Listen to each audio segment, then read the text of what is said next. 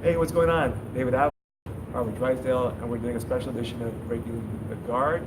We're live here in the arena, actually in the warm-up area, and we're going to be reviewing day two. We're going to go over what happened day one and talk about what's going to happen on day two. So I think starting off day one, probably one of the biggest surprises to me was Tyrotulo coming up with a 66 kilo. Absolutely. He beat Frazado. And Pablo Montavani. Yeah, which was and two he beat very experienced, accomplished fighters. Yeah, and he beat Pablo. I saw that match and very dominantly. Dominantly, and he almost put him away a couple times. So Yeah. that's very impressive for 16.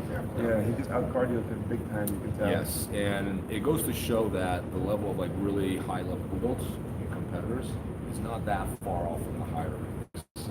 Yes. Right? We tend to think there's an enormous gap there, and then Ty just kind of he proved that no, like a high level blue belt can beat a high level blue belt. Doesn't happen very often, but it did happen yesterday twice. So very impressive performance. Yeah, it happened more than twice actually, because then you also had on the spectrum Nick Rodriguez, who's a blue belt. Yes. He beat both Muhammad Ali. True. And Orlando. Although I, to be fair, it comes from a wrestling background, and they were strictly wrestling matches. Yes. So like there was not a whole bunch of actual ground fight in that fight. Correct. He beat him primarily with his wrestling, but that was a huge surprise. I did not expect him to beat Muhammad Ali. And when I looked at that bracket, I'm like, there's no way this kid is going to get past this.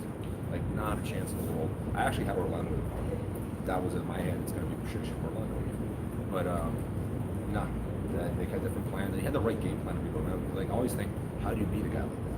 He's built like a juggernaut. What do you do? Yeah. Right? But it's a good game plan, man. Like, you have to wear him out, like, snapping his head down the whole time. Get really low on those shots, force Orlando to sprawl. You're going to wear out a guy that's his size is going to get worn out by sprawling all the time. Yeah. So it was a very intelligent game plan. It worked. No, I think that in general, I've told people this. Like I told DJ to do this also, which is just work the head. He's building right. So your neck muscle is not an endurance muscle. Yes. You start working that head a lot, like the Brands brothers in the wrestling days. Especially when you're heavy, like that's going to wear you out. Because you got every time you pull your weight back up, you're pulling up, how much your upper body weighs. So it's certainly an exercise and not an easy one. So props to Nick. That was another big upset.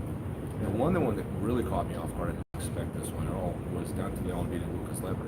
Yes. Like he was Lucas, like Nick, JT are the two favorites, or the three favorites in the bracket. We both have. But Dante had different plans, man. The Canadian got his back, and I think it surprised everyone, like Lepre included. I think that it was one of those things where he just slept on Dante for a second. Dante got his back, and like I'm not here because he had his back for a good 2-3 minutes before the fight was over, and there was no getting out. So that was a huge win for Dante. And another, I wouldn't say a surprise, but we didn't predict it, but I pre-framed it with John. Coming through, he tapped out Rustam with an inverted heel hook, and then he beats Miguel Santana. And nearly had him in a reverse triangle at the end as well. So like, I remember I was telling you he had very good submission skills. So like, you did call that. You did call that. I didn't know the guy, so now I do. That was another impressive performance. Rustam is super hard to attack. He's not the most articulate grappler. He's not like a dangerous guy per se, but he's really hard to put away. And he did that, and then he was a decision over one of the most experienced competitors in the whole tournament. So that's a huge win as well. Yeah, man, very impressive. Like it was a lot of surprises, so it was good. But I was looking through the matches. I think for the most part we did pretty good. I think we are over. At least we're over 50%. Right? Like I think we're gonna go like 60-70%, right? I think that I got a lot wrong. Like there are a lot of people I was very confident were gonna win, and they didn't. So I think my predictions were probably closer. Maybe yours were a little better than mine. They should bet. Yeah, well, I think a lot of the favorites did advance. Obviously, Gordon did really well. Looked like he finishes. He goes for the kill the whole time. It's impressive. It's fun to watch. And but one thing I'll say, not a whole lot of leg locks like how we had predicted before. Because here's the thing, people get into these trends, and in the trend, because it's relatively new or exciting or interesting, whatever the case, it becomes the whole story. Yeah. And there's an overemphasis on that, and we called it like this. It's going to be all about wrestling. Yes. And I think the most decisive moments in the last one, this year even more, has been wrestling. So I think the rules are largely to play for that. The rules like seem to guide you more in that direction, which I like the rules. Don't get me wrong. But it's just it was the deciding factor in my opinion. I think the leg locks did get overplayed a little bit by hype, and we haven't seen that many. Yeah, I think the ones I can recall, obviously John Blank had the inverted heel hook, and then we had Craig Jones finishing his first round match with I forget if it was a heel hook. I think it was a heel hook as well. But yeah, wrestling definitely was very important. A lot of out of bounds going on, but overall, I think the action was very good. We had Shisha very very calm. Yeah. I'm always impressed by how he's able to stay so relaxed and confident. And then sometimes it almost seems like he's gonna lose. Like something's gonna happen. And I think at the end there, I can't remember if it was It's Brian Nieto. He was announce him. Yeah. He bridges them over. He was just so confident he was gonna that's a level of confidence that most people you can't even comprehend. I would say Brian Nieto impressed me. He was doing really good. Yeah. I thought he was actually winning, Here's like the thing. if you were going just by aggression or whatnot. But Yeah. then I think I always said mounting a big guy like that's always a calculated risk. Yes. You know? You want to go north-south on a big guy like that. But the thing is, Shisha is every single time he does that, and I really think it's because he's that confident he can win anytime he wants. Okay. Everyone's like, oh, he was born in Rochester because he really wasn't born in Trigger. He was kind of just doing just enough to win. He was really saving himself for it. Today, where the real world's going to come. This guy's aiming for 2 goals. He's just not coming for 1 goal, right? But, he was pacing himself. I think he's not worried about impressing the crowd. He's got 13 IBJF Black World titles. It's like, what else do you have to do, right? The only thing missing in this guy's resume is ADCC Open. That's the only thing this guy doesn't have. Other than that, so he doesn't have a lot to prove. And that's why he's a little relaxed. I think he's really saving his energy today. But he's just that guy. He can pull the trigger anytime he wants. And I think he feels he can win it. And that's why he's not too, it's almost like just barely enough to get that. Like that really good student in school. Yeah. Doesn't really have to study that hard. That seems like to be the case. If he pull the trigger, he can do it when he really needs to. And in the women's divisions, I guess that the 60 kilos pretty much went exactly like we thought it would. Yeah. We got that one right. Yeah. That's the big thing. Me and Dave got right the whole time. Yeah, and then the over 60, there was one surprise, which is Karina Santi beating Natalia Jesus. Yeah. I didn't know Karina. She won the Brazilian trials. Yeah. But I can't remember how she got to back, but it was pretty much a big upset. I think Natalia was one of the favorites to win that bracket. And, Karina had different plans, so it was fun to watch. All right, and now let's talk about what's going to happen today. So we'll start with the women's. We just finished with them. Lightweights. Right now we have a rematch. Vera is facing name's Bianca. Yes, Bianca Basile. Yeah, they faced each other in 2017, and Vera lost a close match to her. I'm going to go with Vera on this one. I think the last one she did in Finland, she had a week's notice. Yeah. And essentially she's from Finland, so they just put her in. Yeah. And she wasn't really familiar with the rules because she had got a minus point, I think, like taking a silly guard pull or whatnot. I think this time she's adjusted. She looked pretty good yesterday. She really controlled her opponent well. I'm looking forward to seeing that. I'm a big Bianca fan. She was had a very dominant performance yesterday against Livia Giles. Yes. Livia Giles, very dominant. And she's just a very good guard player. The question is, if this fight goes to wrestling, which does happen if it goes overtime, and can she hang up on her feet? I don't know where Vera's wrestling is, but that might be the place where she has the biggest advantage against Bianca, because Bianca's it's not her strong suit. Yeah. Right? But it'd be fun to watch. And then on the other side, you have Beatrice and. Hold on, I actually got this here. We'll put it up. I emailed it to you. Sorry guys, a lot of matches. A lot of matches. I'm still thinking about awesome matches. Yeah, sure. It was really nice, by the way. All right, so we have. Oh, that's I think it's gonna be all the way to the side here. So, 60, we have one more. There we go. We have Bia and Fionn Davis. Yeah. I That's think the other side. Yeah, so I think Bia is probably the favorite there. I think she's the favorite. Yeah. But again, I don't know, after yesterday, I'm not leaning a lot towards favorites. I think we have the people that we know the best and we see them compete the most.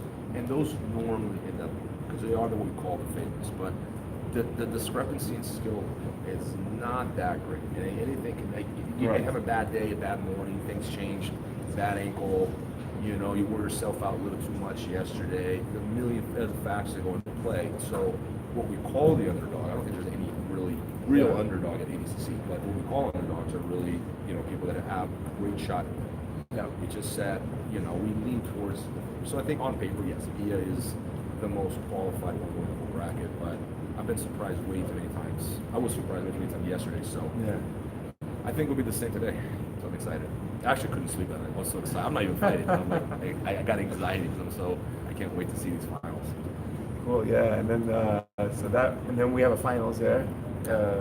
Via, I'm saying Avira. I think you're going with Bianca, right? Or Yeah, I'm gonna go with Bianca, but like I wouldn't. It could go either way, man. Like it's not one of those. In my head, I was 100% confident. Like Lepre and JT were gonna make the final, and I got, you know, I was wrong about it. So you got to be careful when you say, you know, these favorites. But I think Avira's got a good shot. But I think Bianca is more experienced, and I think the experience really is when everything else is even. The experience has to be that extra factor that you can't really. You know, it's not conditioning, it's not technique. It's just I've been here hundreds of times, right? So that's gonna really make a difference. All right, and then finals then. Who do you think takes it then? For the women's 60, okay. yeah? If it goes, I'm gonna go Ia. I think she's a favorite on the whole thing. I'm gonna go Avira, which I know is I have a little bit of a bias. So I think Elvira she's up and coming. I think she's very strong competitor. I'm just, once again, I'm leaving like the experience. But I wouldn't surprise. It wouldn't be like it was a shock or something. Like it wouldn't shock.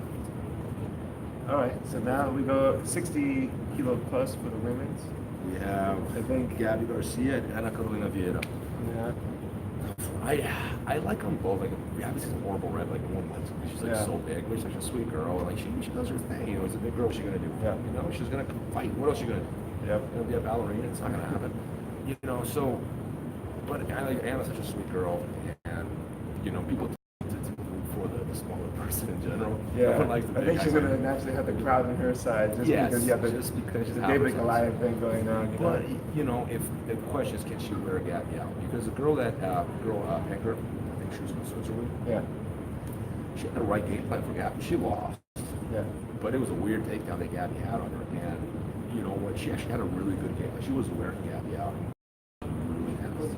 So if Anna can do the same, that would be her ticket to the final. You know, I think that if her odds would have been better in a finals match, where it's going to be double the time length versus only being 10-minute round, right? So I think if it was a 20-minute match, I might lean Anna because it's a longer round, so you can't wear out that bigger person. Yeah. I'll go with Gabby on this one, though. Although I would like to see Anna win. I do too. Like I kind of lean towards Anna, but I think Gabby is a favorite to win the whole thing. In fact, yeah. I think that's fair. But you never know. And then on the right side of the bracket, you have Karina Sanchi and Tayane Porfirio. Tayane had a very slow match with Jessica Flowers yesterday. It was a decision. It could have really got out of the way. Jessica was smaller. Tayane is as big as Gabby. Yeah. She's a very technical big girl. Like, you know, you have to, because of the ACC rules, and it's so difficult to finish sweeps. You know, she stood up the whole time, but she's not bad on bottom. It's surprising. Yeah. You know, and but Karina's very impressive. Yeah, she looks like a very, very strong competitor. She has a wrestling background right here, so that might be wrestling always helps. Yeah, that might help her out at the end. So, but you know, I'm gonna go with Tayane, just out of sheer size. Gotcha. All right, I'll go along with that pick. And then I think in the finals, I think it's safe to say we'll think Gabby will probably take it all. Yes. All right, let's move to the men's 66 kilo now. So our first matchup, I think, is going to be JT. Paulo Miao, 66. Miao and Mendes. This is going to be fun to watch because they fought each other a bunch of times. I lean towards Duncan because I think his game is more ADCC in general. Paulo's got some really good. He gets underneath people so easy. Yes, I was watching him going with Nikki, and Nikki's another really tricky guy, and he's getting underneath over and over and over. And but like Duncan could stop her balls with Nikki against the Bials and against the Mendes. It's like Duncan was that guy who shuts down her bowlers sometimes. You can't bring with Nikki. Imagine Yeah. I just don't think it's possible. So I think nothing's going to happen. I don't think that Q can pass either. But if they're going to end up standing, then Miao's going to pull guard. He's not going to be able to sweep the time. Tan King's going to win on the next. I'm pretty confident what's going to happen. Like, that's a prediction I feel very safe about because it's going to be pretty much exactly what what you would expect out of those two. Yeah, I think Tanquinho in there over that negative. I don't think it does. And if Paul decides to wrestle, I think it's likely that Tanquinho can outwrestle. For sure. Yeah. Tanquinho's wrestling was on display yesterday. It was pretty solid. Okay, on the other side we have Taiwo Tolo and Kennedy Maciel. So the battle of young buds here. So here's the thing. I'll be completely frank with you. I like the kid Ty. He's a good kid. I've been following him since he was a child. And he's just a sweet kid. He's very him and brother, very talented. They're really immersed in like jiu-jitsu life. I'm rooting for him. Yeah. I don't know if he can be killed out of experience, but Ty has proven that experience doesn't need that much. When it comes to ADCC, like he's far less experienced than Frazat and Paul and stop him from having very dominant performance against those two guys. So I'm going to lean towards Kennedy. In my heart, I want Ty. Makes any sense? I didn't get to see Kennedy's match, unfortunately, but I saw Ty. They weren't that dominant. Yeah, Not as Ty was more dominant, no doubt. I would say what Ty had also was a lot of cardio. I think it's probably because he's still a kid. He's still 6 Zero increase. Yeah. So like, you got to really run him out to get tired. And I don't know. He looked like he was getting all his positions, good scrambling. So I'll go with the young blood. Yeah. I'll go with I'm definitely rooting for that because it makes me happy to see someone that young win. Yeah. I don't know, for some reason it just kind of stands out. It's very inspirational. It's very inspirational, and it makes me rethink about, how you should train young kids. I've always like teenagers, like you don't want to push them too hard because you don't want to like upset them either, But at the same time, this kid's been pushed for a long time. But I think it goes back to that factor. It's just who you are. Yeah. It doesn't matter what kind of parents you have or how hard it trains. If you have that winning heart and you love jiu-jitsu, you're going to pursue that. So these kids are probably begging their dad to take them to the gym. So I want title, but Kennedy's a very tough competitor too. So it could be a close one. I think it's fair to say it's going to be even. And then the finals, who do you think takes this division? I think Tanquinho is still. I'm going with Tanquinho. Yeah. Just but against who knows, man? Ty surprises us. Yeah. I think on paper, Tanquinho is the most dominant guy from the division. But I wouldn't be surprised if someone else would. Yeah. It's a very, very competitive division. But I think Tanquinho is favorite. All right, next one: JT Torres and Gary Tonin. That's a fun match. That's a fun match. I think JT will do really. He showed against DJ his wrestling is still on point. Arm drag double. Yeah. And then once he got the back, DJ was never able to get out. But Gary showed some really good wrestling yesterday too. He couldn't did show quite good pin Canuto down, which is extremely hard. Because like you can't score points in turn position, and like a wet noodle, it's very hard to get a hold of. But Gary did out wrestle him as far as aggression. He had every single initiative, whereas was like more countering. So he showed that his wrestling was really sharp. Yeah, you could tell he was working on those throw-bys and shucks right off the get-go. Yeah, no, he was good. So, and very impressive performance. I'm going to go with JT. I think he's just a more well-rounded fighter overall, more experienced as well. Gary was on fire yesterday, so he could surprise us all. Gary's, first of all, his cardio, as usual, looking very impressive. Looking very hard pace pushing and attacking the whole time. Didn't show anywhere of being tired. I like how aggressive he is. When someone gives it back, he runs right after them. But I think that was kind of the clash of styles we talked about, where you had slow and tight, fast and loose. Yes. Him and Canuto were both fast and loose, which makes a very exciting matchup because lots of exchanges. I think JT is going to play a little closer to the sleeve. But JT can do both. I feel like. And that's why when I say complete, I'm not just talking techniques, but he could be a heavy guy. Ironically, Gary was very excited match with no points or scored. Which is something odd about it. He can have an amazing match with no point scored. Yeah, it's weird. And then on the other side of the bracket, Dante Leon pulled off, like I said, one of the biggest upset. I think the biggest upset of the whole tournament, even Lucas Lippert. And then Wagner Hosha versus Wagner Hosha would beat Sofa Benitez. A very tough match, a very close one. That was a combat jiu-jitsu match. Yeah, it was. It was a rough one. If you guys saw, they were both bleeding from their face. Yeah, it was a war. We had a couple wars yesterday. The other one, we're going to talk about it later, was Gaudio and Luca Barbosa. Yeah. But Dante Leon and Wagner Hosha. Thoughts? I like Wagner because he's very familiar with the moveset. He's very strategic, and he's also excellent at attacking the back. And his wrestling's pretty good. He fought Celcio, and Celcio is a very good wrestler. I can tell. He gets good takedowns, and they neutralize each other. Yeah. So I think it might come down to just being his familiarity with the rules and knowing how to play. Like as Ashley, we were in a hot tub the other day, just talking about stuff, and you can tell he's really analytical. He's not going to make any mistakes. Yeah. You know, so, and again, this is Dante's first rodeo. But here's the thing.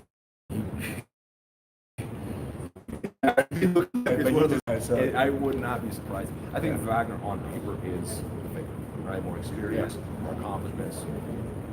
When it comes down to the actual fight, it could be different. Yeah, absolutely. Like one of the things, like it's his day. Yeah. You know what I mean? Like it's something like the guy just wakes up some morning, like, you know what, today is my day, and no matter who, I wouldn't be surprised. It would be an upset. I feel like, but I think that it could happen.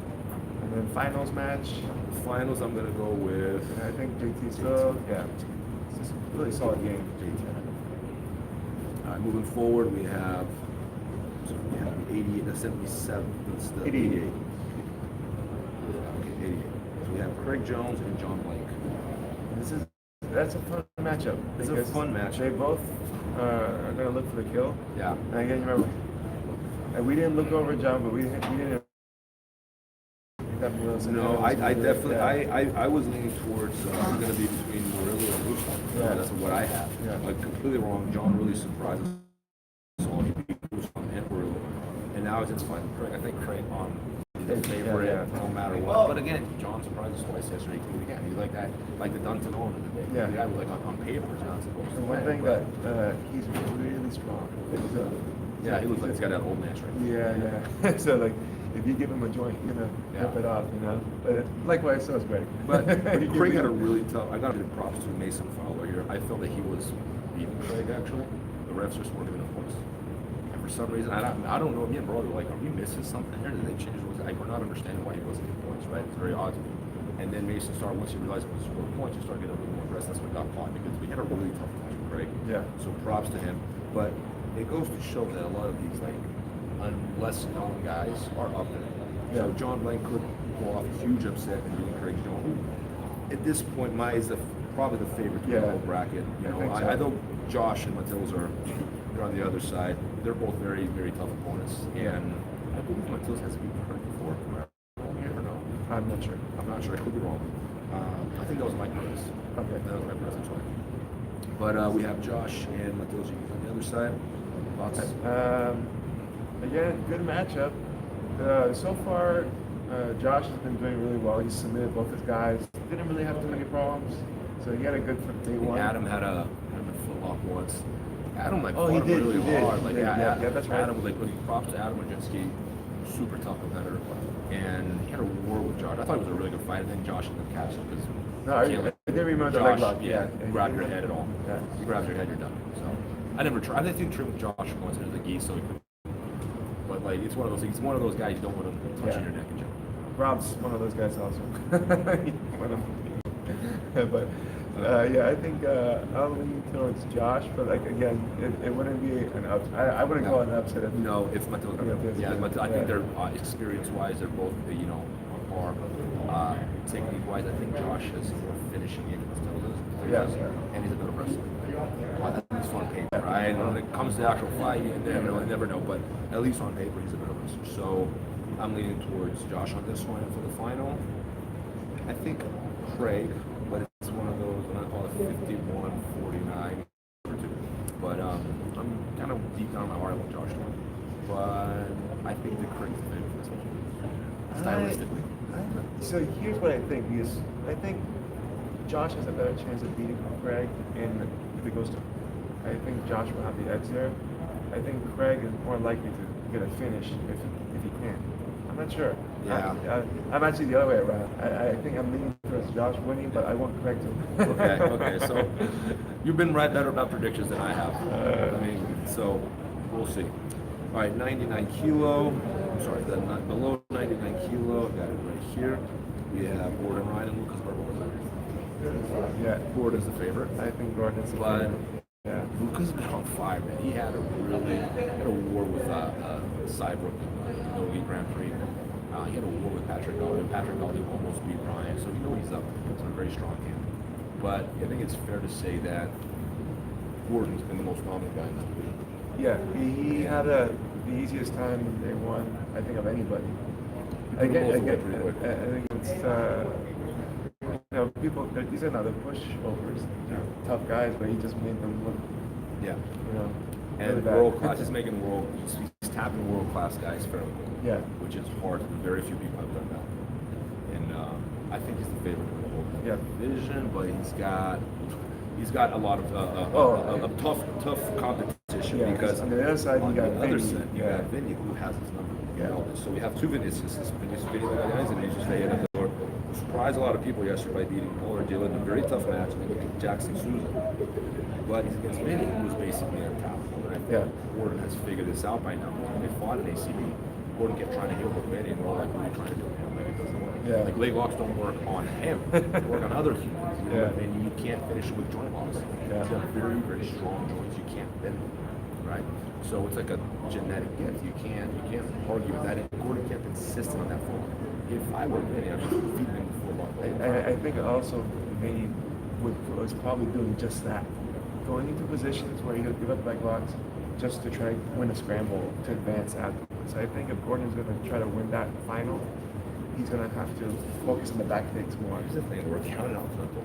And I know Flator, he's a new competitor, just got his black belt. He's a very tough guy to beat because it's kind of like a mini Orlando. It's like really hard to get him in. He's not like a finisher per se, but it's a very good guard. He's a very experienced competitor because he comes from that like competing every weekend in Brazil kind of background, right? The equivalent of like, in high school and in college wrestling. Even though he has a lot of ADCC experience, he has a lot of competition experience. He could be Vinny. Flator could be Vinny if he can play his part. Vinny is a much better finisher, far more experience. But I would not want to count out the other because even though he just got here, he's a new kid. I know him, I've seen him beat many times. He's really tough to beat. He can give just about anywhere away. So, but I think it's fair to say Vinny's a favorite for that one. And with Vinny and Gordon, I think it's just a matter of who Gordon has the right game. Yeah. If he has the right game plan, I think he can. Yeah. I think he's more on fire right now. Yes, but Vinny's not someone who can finish. So I think Gordon otherwise it's just I think it's going to burn himself out trying to finish. Yeah, I think so. And then the final division, 99 kilos. Plus, I think Marcos, Buchecha, and Kainan. Yeah, I think Buchecha we lean towards. I'm just surprised how far Kainan, because he's the lightest guy in the whole division. He Yeah. had a war with Yuri Yes, he yesterday. did. Yeah. I am leaning towards that was messed. I don't know if you guys saw that or not, but like they stopped, they were out of bounds, and they kept going. And Kainan got Yuri's back. Yuri hurt his knee, and then he got his back.